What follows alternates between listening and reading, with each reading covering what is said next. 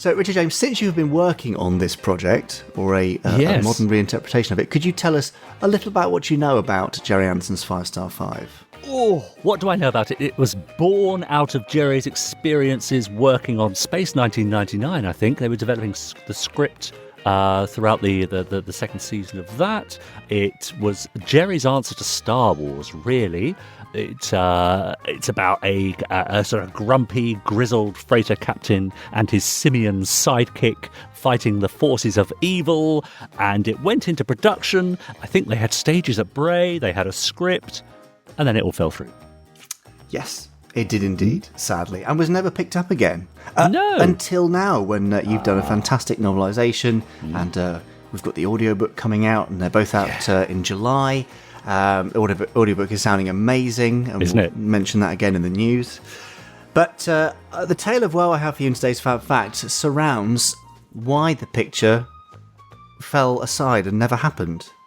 So, yes, film finance and film production, in fact all production, is a very complicated matter that requires multiple parties to coordinate, lots of contracts to be signed, huge amounts of paperwork, and there are so many points at which things can fall over, which is always rather sad. So Dad had been introduced to a party by an agent of his who said they would be able to finance this feature.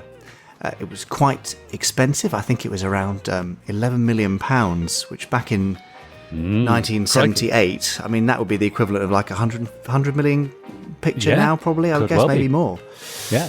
So they were assured that everything was underway. They signed a contract for the finance.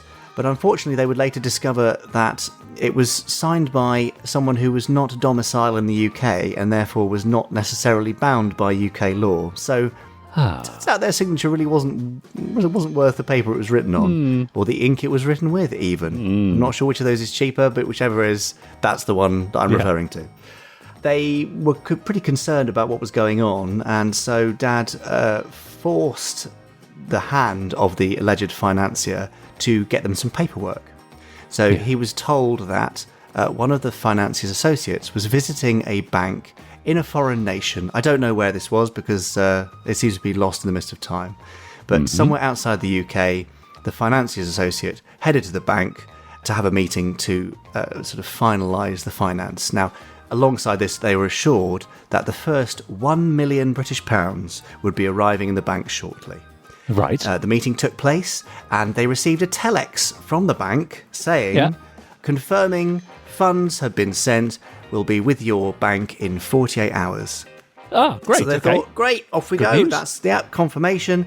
Now, they were slightly suspicious, so they did telex back to the bank and said, can you confirm your bank name and address? Which then the bank replied and said, yes, we are XYZ Bank, and here's the address. So all confirmed, all sounds good, and so they proceeded. And that included getting various people in on pre-production, people starting work, people starting to build models, design work, all that sort of stuff. 48 hours came and went, no money. And the money never appeared.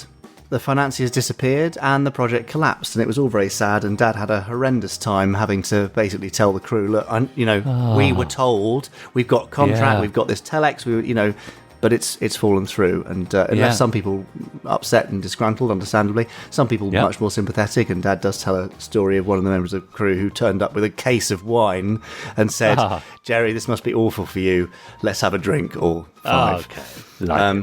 But they later discovered that what had happened was that the financier's associate had gone to the bank, been rejected for the finance, had then gone to the telex operator and said, can you send this message for me? She said, oh, actually, I'm about to go on my lunch.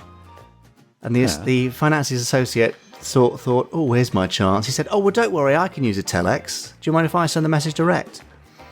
And he falsely sent a message via the telex saying that the funds had been agreed. Wow. Even though that was not the case. Now, we don't know who that very naughty gentleman was, and we probably never will know. But these are the kinds of terrible things that go on behind the scenes on projects like this. And so that's why 5 Star 5 never happened. And now, aren't we lucky that all these years later, But is it 43 years later? We've booked the stages at Bray. Well, we've got a script. You say book, we've made a book.